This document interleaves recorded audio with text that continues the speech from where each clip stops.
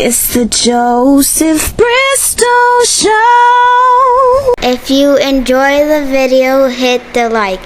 If you want to see more, be sure to subscribe. So, welcome to another episode of the Joseph Bristol Show, or Clips of News, whatever I chose to call it.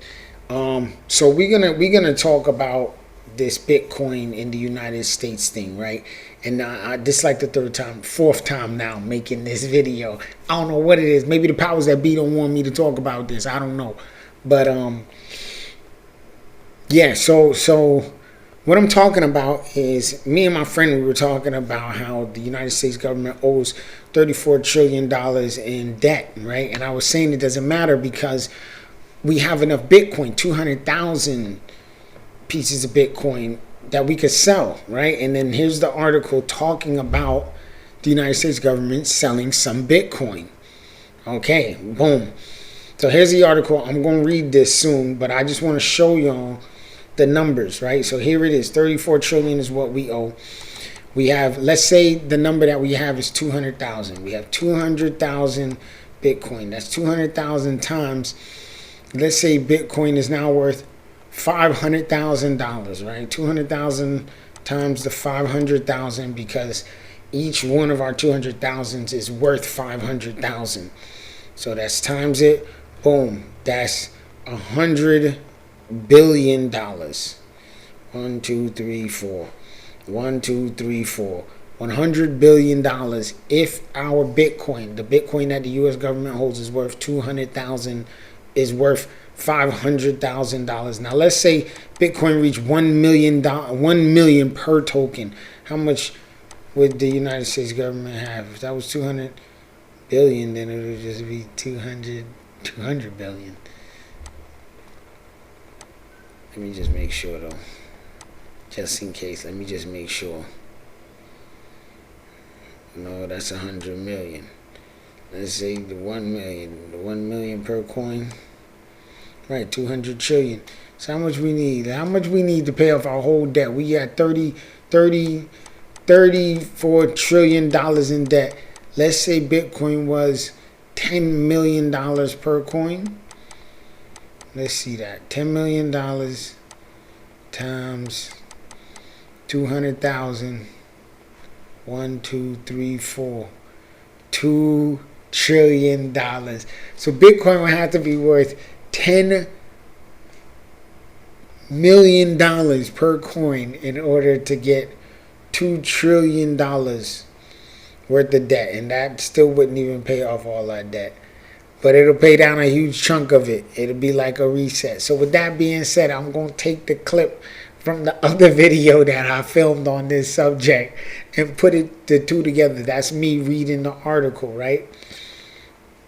And that's the clip that we're going to use. But what I'm going to start doing is I'm going to just, as soon as I think of the video, I'm going to just film it right then and there. I'm going to go get my shirt, grab my stuff, and just shoot the video, and boom, and then drop the video. I'm going to start doing that. That way I could try to be a little more consistent with the videos. And yeah, I think that the U.S. government will sell their Bitcoin holding, or they're going to use it like gold to back the United States debt, to pay down debt. They could do that. Just sell the Bitcoin. Sell it at when it goes up. They hold the Bitcoin that they hold is worth a bunch of money. And as a country, we are holding something, a scarce asset. We have more than almost every other country on the planet. So, you know, with that alone gives us the power of our fiat. That alone backs up the power of the U.S. dollar, thus ensuring the dominance of the U.S. dollars for like another 100 years or something. I don't know. But yeah, with that being said, I'm going to go to the clip. And just know that I made that video first, and then I made this one. So some of the things I might say are talking about some numbers that I calculated before, but it's all the same. Again, I was talking about how much would we need? How much does Bitcoin need to be worth in order for the United States government to pay off their debt?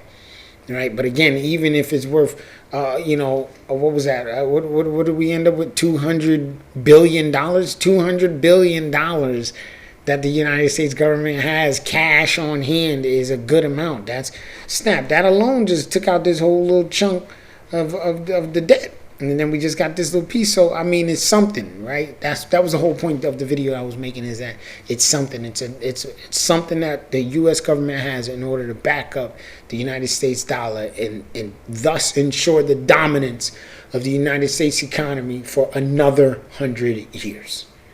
Now let's get into the article. This right here: U.S. files notice to sell 130 million in Bitcoin linked to Silk Road agent. Now again, remember that they have 200,000 Bitcoin.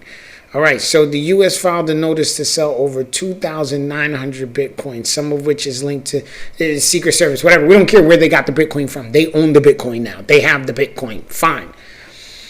They're selling 2,900, and that gives them $130 million. This goes back into what I was saying. Once the price of Bitcoin starts shooting up, and the price is going up, and it's worth a whole bunch of money, the U.S. government should, in fact, sell some of their Bitcoin and start paying down the national debt. Any president that does that will probably become a national treasure. Any president that decides they're going to sell some Bitcoin to pay down the debt, it would absolutely change. It would change the entire, just everything. The whole way our money system works would change. Essentially, they could use that as a reset of the money system game. You could reset everything. You could literally put America back on another 100-year fiat dominance trend, because now the money that America has is not only backed by gold, actual real gold, but it's also backed by Bitcoin, in which case they can just send to you, and you know they got the Bitcoin because it's a public ledger. You can see the address. You know they own the Bitcoin. But let's read a little bit of this article, and then I'm going to cut the video short because I only want like 10 minutes in the video, right?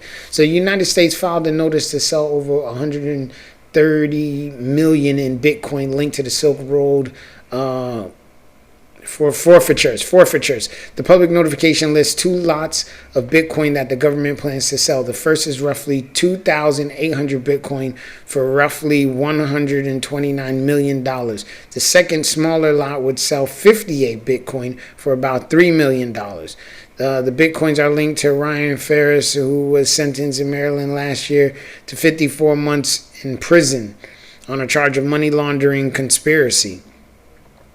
Ferris and his father Joseph were found guilty of laundering Bitcoin initially used for drug trafficking that should have been forfeited to the U.S. Ferris, initially convicted in 2018, claimed to not have access to Bitcoin used for darknet transactions. However, he and his father were found to have conspired in an attempt to transfer more than 2,874 Bitcoin to a third party so that the funds could be moved into a foreign bank account.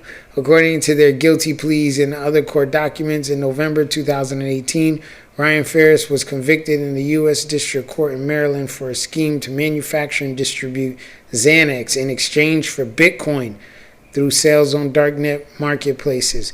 A Department of Justice press release said the first lot of Bitcoin was sold tied to Sean Bridges, a former Secret Service agent and part of the Baltimore Silk Road Task Force. Bridges was sentenced to a 6-month prison term in 2015 in connection with the theft of Bitcoin during the U.S. government's investigation of Silk Road dark marketplace.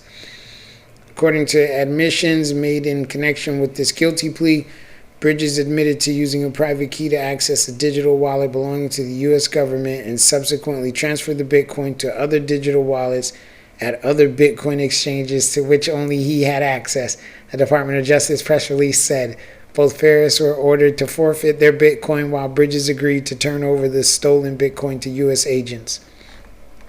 Boom. And that's blockworks.co. I'm going to go ahead and leave the link in the description, but there it is. I believe that the U.S. government, who again is one of the largest holders of Bitcoin, is going to use, well, maybe they won't. Maybe they'll do it in 50 years. But I believe that eventually they're going to say that we will pay off our debt, or we will pay some of the debt, or we will fund something. But essentially what's going to happen is the government is going to say we're going to use the Bitcoin to pay for stuff.